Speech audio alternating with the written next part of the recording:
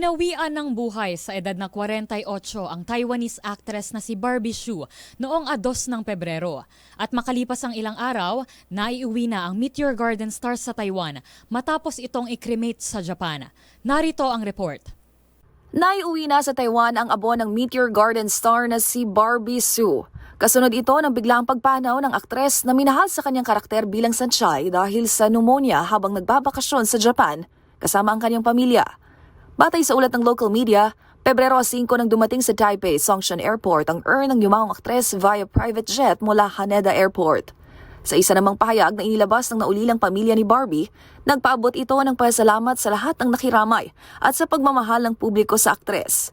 Bilang paggalang niya sa pagiging low profile ni Barbie, wala silang isasagawang memorial service. Kahapon lang din, naglabas na ng pahayag ang asawa ng Taiwanese actress, ang South Korean rapper na si DJ Koo na aniyay na sa estado ng indescribable sadness and pain. May paglilinaw din siya tungkol sa usaping pera at mana.